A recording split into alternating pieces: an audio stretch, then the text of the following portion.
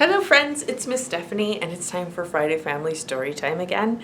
I have some fun new books for you. Last week we read some books about going back to school. This week I have a couple of books about birds that I think you'll really like. And then some other books that I thought were super nice. So we should read together, but before we do that, let's wave hello. Are you ready? You have to warm up your fingers and then we wave hello like this. We wave hello like this. With all our friends at story time, we wave hello like this. Hello, it's so good to see you, everybody.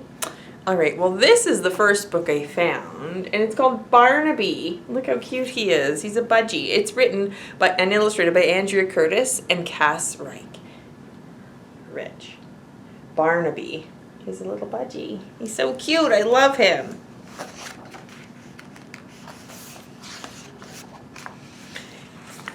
There's a lot to see in these pictures. In a falling down house on the edge of a park lived a beautiful blue budgie named Barnaby. His cage was gold and shaped like a gumdrop castle. He had a swing and a ring, a rope to chew, and bells that jingle-jangled. A kind lady fed him sunflower seeds and pieces of sweet mango. Yum.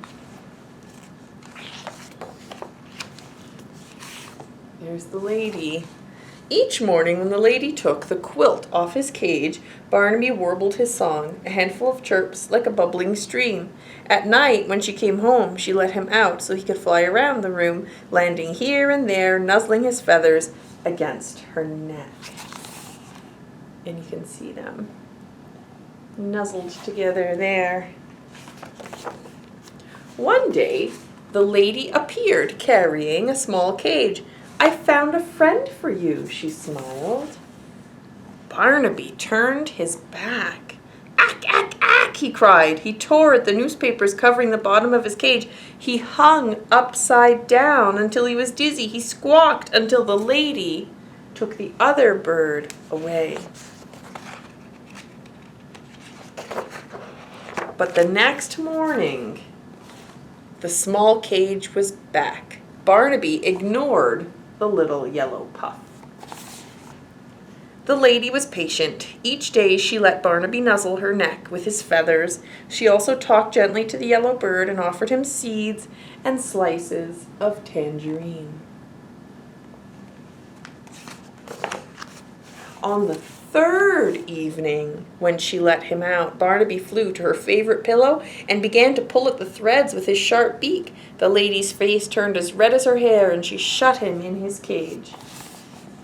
She was unhappy.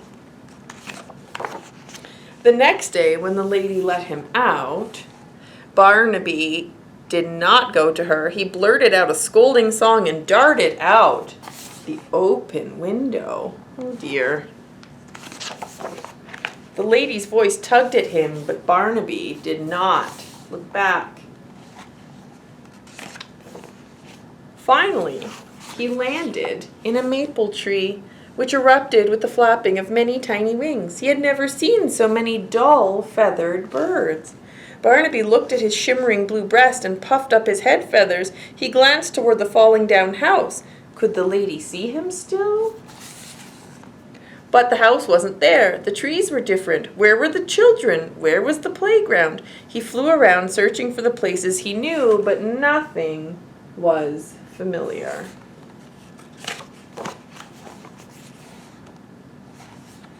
Barnaby rested on a long wooden fence, silence heavy on his wings. Suddenly, a flock of tiny birds filled the air with their chirping song. They landed on the ground nearby, flapping their wings and throwing dust into the air. Barnaby turned his back on the dirty birds. He carefully groomed his feathers, then pranced along the fence. The birds ignored him, bickering happily over seeds. Barnaby began to whistle, amazing even himself with the beautiful sound. Still, the flock paid him no mind, leaving without warning to splash in a nearby puddle.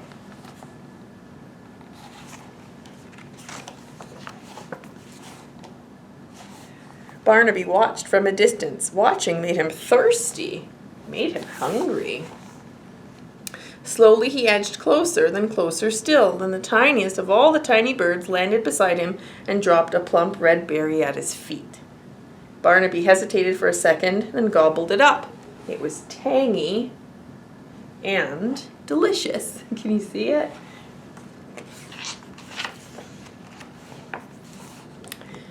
This time, when the birds moved, Barnaby followed.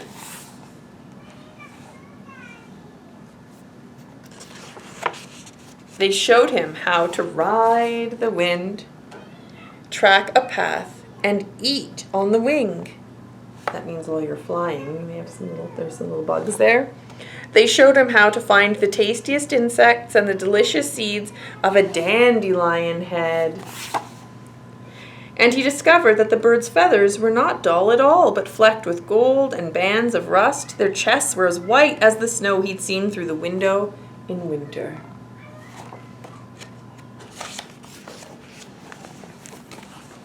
But Barnaby did not forget the kind lady. He did not forget the little yellow bird. Each night when darkness settled, he sang farewell to his flock and searched for the falling down house. He cruised high and low, marking his path as his friends had taught him, and one night, there it was. Barnaby peered through the wide open window. He could see the lady getting ready for bed. He could see the yellow bird on a swing, feathers soft as summer wind. And there was his golden cage, the door flung open as if he might return at any moment. But instead of flying inside, Barnaby launched himself off again. He flew back to the berry bush and plucked the juiciest fruit he could find.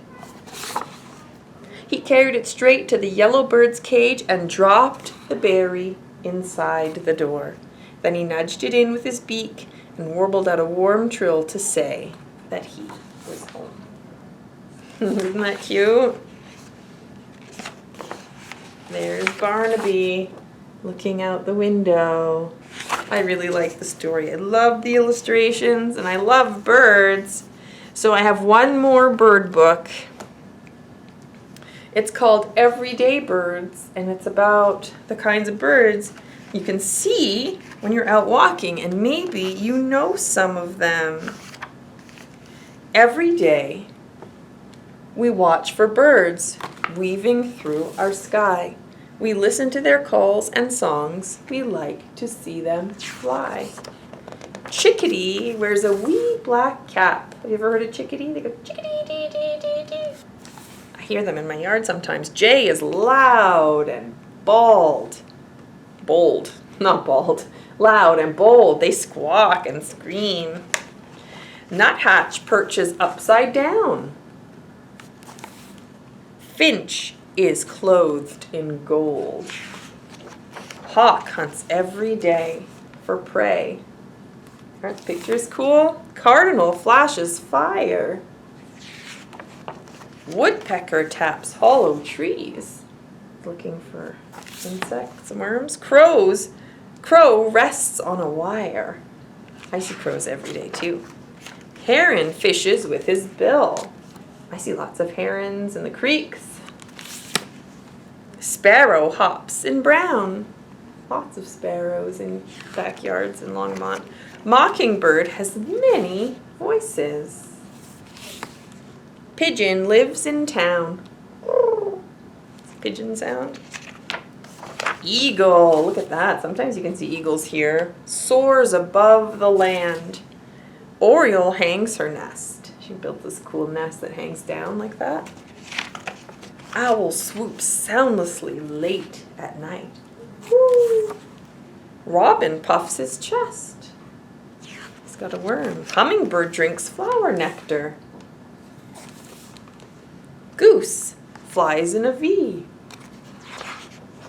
Bluebird sleeps at meadow's edge. Gull stares at the sea. Every day we watch for birds living right outside our door. We pay attention to the birds. Every day we learn some more. Every day we watch for birds weaving through our sky. We listen to their calls and songs. We like to see them fly. Chickadee wears a wee black cap. Jay is loud and bold. Nuthatch perches upside down. Finch is clothed in gold.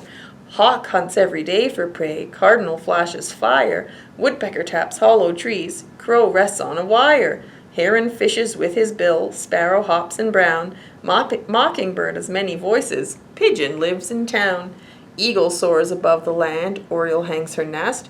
Owl swoops soundlessly late at night. Robin puffs his chest. Hummingbird drinks flower nectar. Goose flies in a V. Bluebird sleeps at meadow's edge. Gull stares at the sea. Every day we watch for birds living right outside our door. We pay attention to the birds, and every day we learn some more. The whole poem is written at the end. And then at the back, it gives you more information about all those birds, which is really cool. And lots of, well, there, if you're interested in birds, this is a good book to check out. Everyday Birds by Amy Ludwig van der Water, and the paper cut illustrations are by Dylan Matrano. So that's a good one. Okay, I have now 2 books that don't have any birds in them, but this one's called Memory Jars, and it's written by Vera Broskall, and she is one of my favorite authors, and she's also done the pictures, which is really cool. On a hot, sweet, sticky July day, Frida went blueberry picking with her gran. Deep among the bushes full of fat blue fruit, Frida ate as many as she picked. I used to go blueberry picking with my grandmother too. They tasted just like sweet sunshine. They were the best right then, and they'd never be better. She ate until her fingertips were purple and her stomach felt like a giant blueberry. But still, there were so many left. I can't do it. I can't eat them all, moaned Frida. Calm down, French fry, said Gran. We can put them in a jar and save them. I use them for my special jam every year. It was your grandpa's favorite recipe. Frida remembered her grandpa eating toast every morning with glossy purple jam on it, making sure it was spread all the way to the crust so every bite was just as sweet. Frida remembered her grandpa. So if we save the berries in jars, they'll be just as good? Asked Frida. Oh, yes, said Gran. The jars keep them preserved for a long time so we can eat blueberries in January if we like. And Frida had an idea. She tried her idea out on one of Gran's fresh chocolate chip cookies. It was very, very hard not to eat it. She put the cookie jar under her bed, said goodnight to Gran. Looks like it's still feeling hard not to eat it. The next morning, she checked, and it had worked. The cookie would be warm and yummy forever. She had saved it. Frida wondered what else she could save. She was going to need a lot more jars. Frida saved all kinds of things: Halloween candy, warm cookie, new stuffed animal, tags still on, unbroken robin's eggs, poppies, unscuffed sneakers, brand new crayons, a rocket pop unmelted. Do you think that popsicle will stay unmelted? Frida didn't want... Did I miss a page? Nope, something's just changing. Frida didn't want Jack, her best friend on the entire planet, to move to Arizona at the end of the month, and neither did he. And now he wouldn't. Oh my goodness, look who's in the jar. Mrs. Alexander's beautiful singing voice drifted over the neighborhood as it did every Saturday afternoon, straight into one of Frida's jars where the song would live, safe and never ending. The cloud that looked just like a unicorn would never be pushed back into a mushy nothing by the wind. The laser bright rainbow would never dim as the sun moved. It's all going in the jars. The full moon, her favorite shape, would never fade away to leave the sky empty and dark, making Frida feel alone. She took the stars while she was at it. Finally, Frida's favorite things were tucked away in jars. Everything would be saved and safe, just the same, forever. Almost everything. Uh-oh. Do you think Gran's gonna get in that jar? Please? Well, all right, French fry. Anything you like. The neighborhood was very quiet as Frida and Gran went home.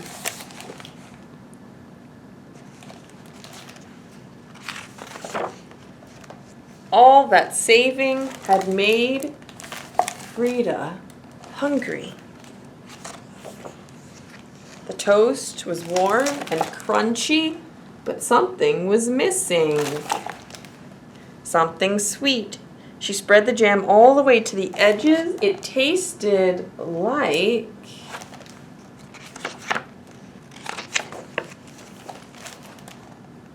all of those things. Can you see all the memories? And Frida remembered. What do you think she's going to do? Oh, that jar's empty and there's her Gran. On a cold, blustery day in December, Frida had breakfast with her Gran. Oops, we ran out of jam, said Gran. Don't worry, said Frida, we can make more next summer. Then she took a bite. It was delicious, just like she remembered. It looks like all the jars in that kitchen are empty. The end? There's a question because she's giving a piece of toast to her friend. She didn't let her friend out. And at the end, surprise, there's a recipe for blueberry jam, which is very cool. Well, my friends, that brings us to my last book. But before we do that, let's sing a really quick song. When she was saving the stars, it reminded me of one of my favorite songs, and I know you all know it too. It's called Twinkle Twinkle. Let's make them twinkle with our hands. Are you ready? Twinkle, twinkle, little star, how I wonder what you are. Up above the world so high, like a diamond in the sky. Twinkle, twinkle, little star, how I wonder what you are. Very good singing. All right, I have one book left. It's called How to Be Cooler Than Cool, and it's written by Sean Taylor and illustrated by Jean Julien. How to be cooler than cool. Look what Cat found. Do you see what he found? These sunglasses. Cool. He's blue. Reminds me of Pete the cat. You know what? She said. I'm not just any old cat at the playground. I'm a real cool cat who can glide backward down the slide looking cooler than cool with extra cool on top. Yeah. Looking pretty cool. But uh-oh, meow! Oh dear. Now look what Cockatoo found. Groovy. You know what, he said? I'm not just any old cockatoo. I'm a super cool cockatoo who can dance coolly along the seesaw doing the super cool cockatoo boogaloo. I'm too cool for school. But uh-oh, oh no, squawk! And guess what Pig found? Hey man. You know what? he said. I'm not just any old pig. I'm a totally cool pig who can stand up on the swing looking so completely cooler than cool that everyone's going to call me Mr. Totally Completely Cool. Pig said. Pig smiled. Even my pants are cool. Does he have cool pig pants? Yeah, baby. But oh no. Whoa. Wink. Pig said, I don't think I managed to look cooler than cool just then. Cat and Cockatoo shook their heads. You didn't. Then Cat said, you don't look cool when you've got sunglasses on your bottom. They were all disappointed. The sunglasses hadn't made them cool after all. Not exactly cooler than cool. Sheesh. Then Chick came along. Oh yeah, he said, look what I've found. Watch out, Cockatoo told her. Cat added, they'll make you try to glide coolly down the slide or dance coolly along the seesaw or stand up coolly on the swing, but it won't be cool, said Pig. And they all look a little bit scared. Chick still put them on. She said, I'm going to slide down the slide, seesaw on the seesaw, and swing on the swing. Come on. Easy. They're worried. They did. Nobody tried to be cool. Soon they were sliding, seesawing, and swinging together, and you know what? Yay! Yo, go! You know what? Let's find out what. That was cooler than cool. You betcha! And I am going to take this book and I'm going to put it on our back to school shelf, because even if though it's not a back to school book, I think it's a good message about being yourself, and you are cool. So I will see you next week for more stories. It was fun reading with you today. I'll see you then. Bye.